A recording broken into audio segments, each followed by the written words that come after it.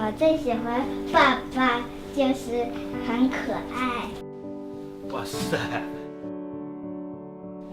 就是他本来鼻子小小的，戴了呼吸器，像鼻子一样，就是马上大起来了。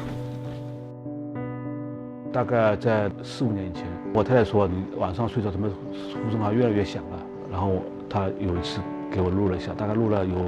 5、6分钟吧，咕，这种哦这样的声音，呼，然后很响很响很响，就分贝越来越高越来越高，然后一下就停下来了，然后突然之间，呼又出来了。我以前那个有时候我女儿小嘛，我需要陪她睡觉嘛，她还没睡着，我先睡着了，然后我就打呼了。这他把我提醒了。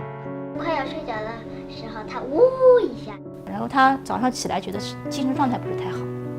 就觉得睡得像没睡一样。陪我女儿有时候比如周末去公园逛一圈下来，很累很累。就那时候觉得发觉好像是应该是到医院去看一看。我们现在看到越来越多的睡眠呼吸暂停的病人，100个正常人当中有4个人是有这种睡眠呼吸暂停的，打呼噜了，呼吸暂停了。夜间缺氧了，而这种夜间缺氧的话，它造成的危害呢，就是可能是心脏的问题、血压的问题，会导致它，比如引起了冠心病、夜间的突然心肌缺血、心梗，那么导致夜间猝死。那么它的实际上这样一个后果，我们可能大家并没有认识到，就只是觉得打呼噜。一个医院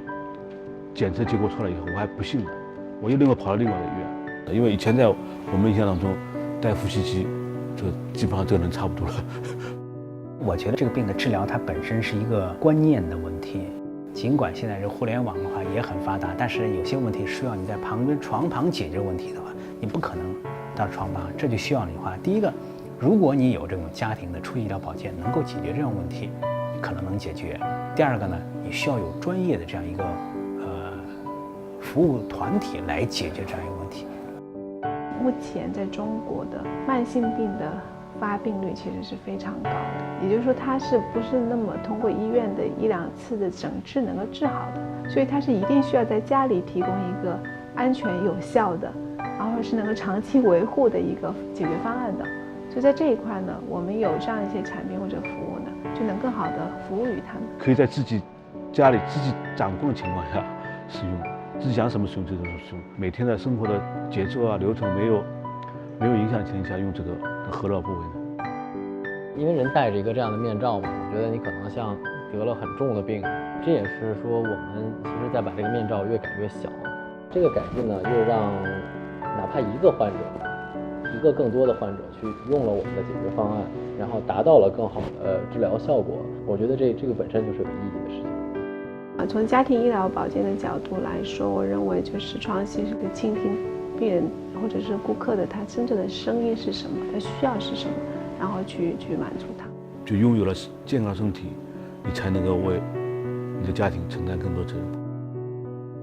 任，也要让小孩让他感觉是他老爸是有个有力量的。所以如果我们做一件事情能够让这些人他们的生活发生改变有所改善，我就觉得是一件就特别有意义的事情。